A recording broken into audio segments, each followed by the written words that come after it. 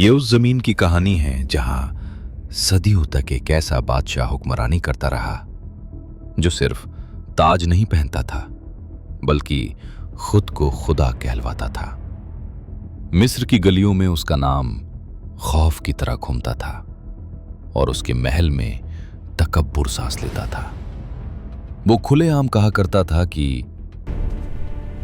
मैं खुदा हूं। मेरी इजाजत के बिना कुछ भी नहीं हो सकता।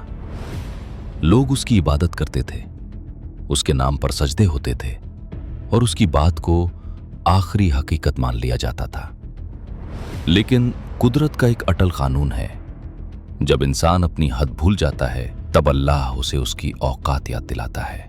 यह कहानी उसी फिरौन की है जो दुनिया को झुकाता रहा, लेकिन आखिर में पानी की एक लहर के सामने भी टिक न सका।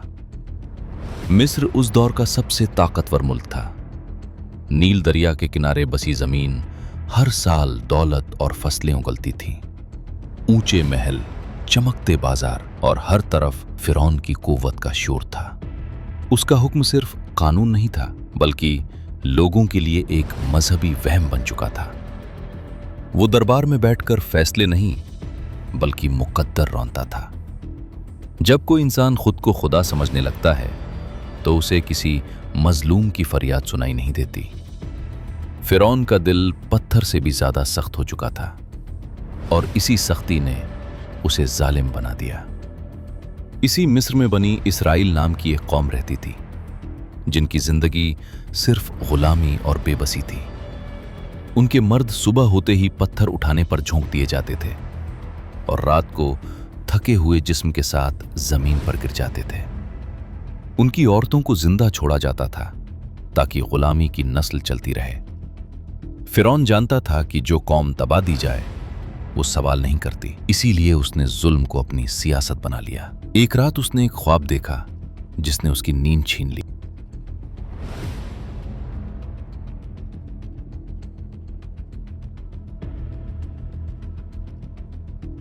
ख्वाब में उसने देखा कि बैतुल मुक़द्दस की जानिब से आग उठी और मिस्र के घर चलने लगे, लेकिन बनी इसराइल के घर महफूज रहे।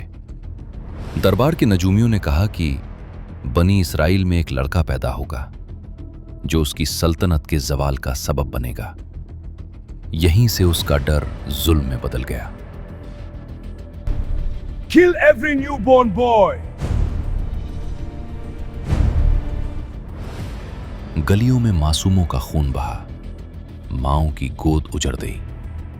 इसी खौफ और कत्ल के दौर में हजरत मूसा अलैहिस्सलाम पैदा हुए। हजरत मूसा अलैहिस्सलाम की वालिदा हर पल खौफ में थी, मगर उनके दिल में अल्लाह पर पूरा यकीन जिंदा था। जब खतरा बढ़ गया तो अल्लाह ने उन्हें हुक्म दिया कि बच्चे को दरिया में डाल दें और डरे नहीं। एक मां के लिए यह सबसे बड़ा इम्तिहान था।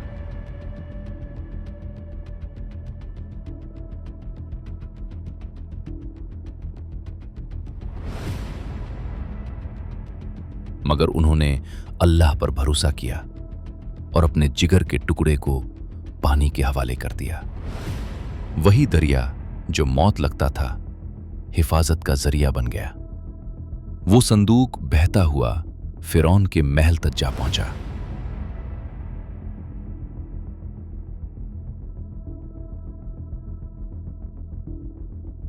हजरत आसिया अलैहिस्सलाम जो उस जालिम की बीवी थीं, उन्होंने जब उस बच्चे को देखा तो अल्लाह ने उनके दिल में रहमत डाल दी। जिस बच्चे को मरवाने के हुक्म दिए गए थे वही उसी घर में पलने लगा। यह कोई इत्तेफाक नहीं था बल्कि अल्लाह की तय की हुई तदबीर थी और उसी तदबीर में फिरौन खुद अपने जवाल को पाल रहा था। ये बच्चा मेरा क्या बिगाड़ेगा? वक्त अपनी रफ्तार से आगे बढ़ता गया।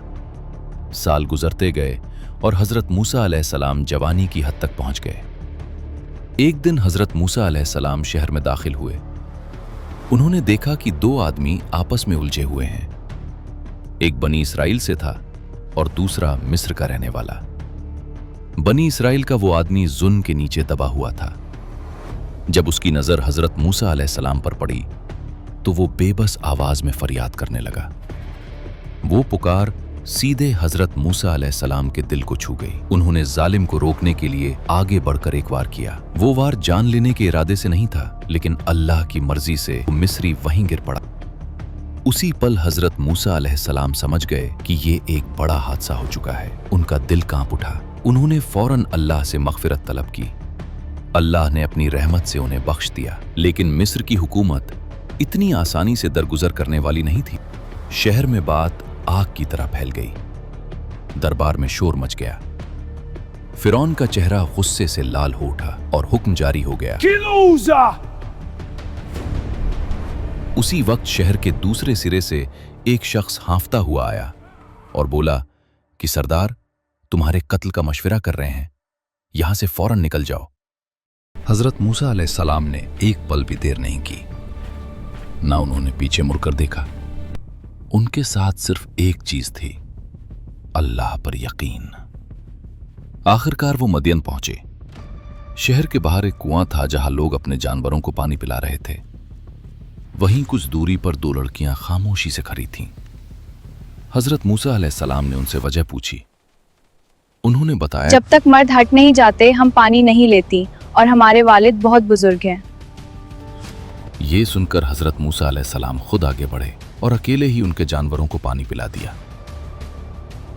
फिर एक पेड़ की छाया में बैठकर अल्लाह से अर्ज की, ऐ मेरे रब, जो भी भलाई तू मुझ पर नाजिल करे, मैं उसका मोहताज हूं। कुछ ही देर में उन दोनों में से एक लड़की आई और बोली, हमारे वालिद आपको बुला रहे हैं। वो बुजुर्ग हजरत शुएब अलैहिस्सलाम थे। बातचीत के बाद उन्होंने अपनी बेटी का निकाह हजरत मूसा अलैहिस्सलाम से करने की बात रखी, इस शर्त पर कि वो 8 साल उनकी खिदमत करेंगे और अगर 10 साल पूरे कर दें तो ये उनकी रजामंदी होगी। हजरत मूसा अलैहिस्सलाम ने इस अमल को मंजूर कर लिया। मिस्र का महल छोड़कर वो अब चरवाहा बन चुके थे। यहीं अल्लाह उन्हें नबूवत के लिए तैयार कर रहा था। जब मुद्दत पूरी हुई तो हजरत मूसा अलैहिस्सलाम अपनी बीवी के साथ मिस्र की जानिब चले।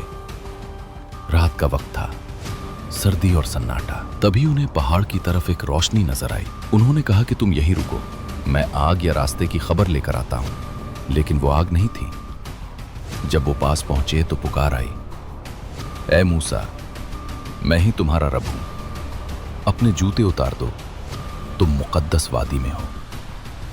यहीं उन्हें नबूवत अता की गई और फिरौन के पास जाने का हुक्म मिला। अल्लाह ने फरमाया कि फिरौन के पास जाओ, क्योंकि वो सरकशी की तमाम हदें पार कर चुका है।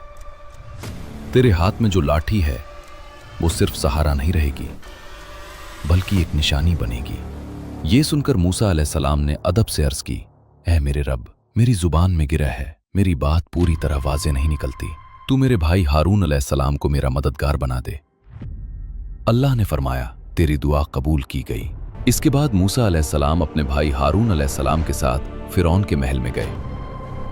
वही महल जहां तकब्बुर सांस लेता था। फिरौन अपने तख्त पर बैठा था, चेहरे पर घमंड से भरी मुस्कुराहट।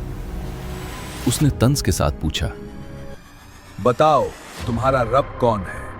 मूसा अलैहिस्सलाम ने पूरे यकीन के साथ जवाब दिया, मेरा रब वही है जो जिंदगी देता है और वही मौत देता है। ये जवाब सुनते ही फिरौन का चेहरा गुस्से से भर गया। उसने कहा, तुम हमारे साथ खेल खेल रहे हो। अगर सच बोल रहे हो तो कोई सबूत दिखाओ। मिस्र के सबसे बड़े जादूगर बुलाए गए। रस्सी फेंकी और लोगों को सांप लगने लगे। लोगों का दिल कांप गया, लेकिन मूसा अलैहिस्सलाम ने सिर्फ लाठी उठाई और उसे जमीन पर रख दिया और वो हकीकी अज़दाहा बन गई। वो अज़दाहा ने जादूगरों के नकली सांपों को निगल लिया। जादूगरों ने कहा, यह जादू नहीं, ये अल्लाह की ताकत है। वो सब सजदे में गिर गए। फिरौन का घमंड सख्ती और गहरा हुआ। वो चीखता, ये सब झूठ है, मेरा रब सिर्फ मैं हूं। वो जुल्म में घिरा रहा और फिर अल्लाह के अजाब का इंतजार किया। अल्लाह ने सबसे पहले फिरौन और उसकी कौम पर खौफनाक तूफान का अजाब भेजा, जिसने मिस्र की जमीन को हिला कर रख दिया। फसलें तबाह हो गईं, मेहनत मिट्टी में मिल गई। जब तूफान थमा और लोगों ने सोचा कि अब शायद सुकून मिलेगा, तो अल्लाह ने ज़रद का अजाब भेजा, जिन्होंने जमीन की हर हरी चीज को खाकर बर्बाद कर दिया। इसके बाद कुम्मल और जूं का अजाब आया, जो लोगों के जिस्म से चिपक गए और हर पल उन्हें बेचैन रखने लगे। फिर हर तरफ से मेंढकों का सैलाब उमड़ पड़ा। घर, बाजार और रास्ते सब भर गए। जिंदगी अजीब सी अजाब बन गई। इसके बाद अल्लाह ने पानी को खून में बदल दिया। नदियां लाल हो गईं, मछलियां मर गईं और पीने के लिए एक बूंद पानी भी पाक न रहा। ये सब निशानियां इस बात का ऐलान थीं कि कुदरत सिर्फ अल्लाह के हाथ में है। फिर भी फिरौन कहता रहा, ये मूसा का जादू है।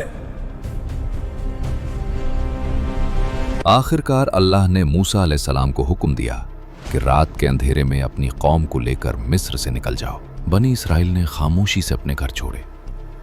न उनके पास हथियार थे, न दौलत, सिर्फ अल्लाह पर भरोसा।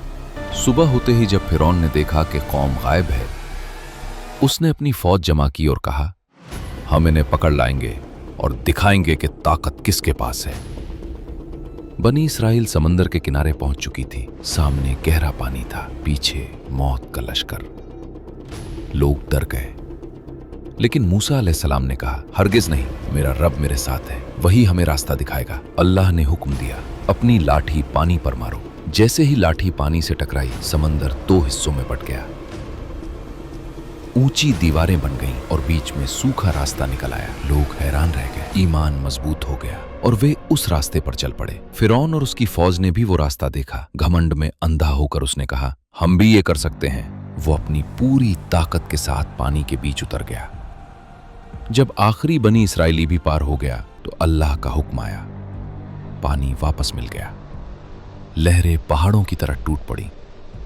फिरौन और उसकी पूरी फौज डूब गई। डूबते वक्त उसने कहा, मैं उस रब पर ईमान लाया जिस पर बनी इसराइल ईमान लाए। लेकिन अब देर हो चुकी थी। अल्लाह ने फरमाया, आज हम तेरा जिस्म बचाएंगे ताकि तू आने वाली नस्लों के लिए इबरत बने। कुरान में फिरौन की बीवी हजरत आसिया अलैहिस्सलाम का जिक्र आता है, जिन्होंने ईमान छुपा कर रखा, सब्र और इबादत के साथ जिंदगी गुजारी और अल्लाह ने उनके लिए जन्नत का घर तैयार किया। ये वाकया बताता है कि दुनिया का सबसे बड़ा घमंड भी आखिरकार एक इंसानी मौत के आगे हार जाता है।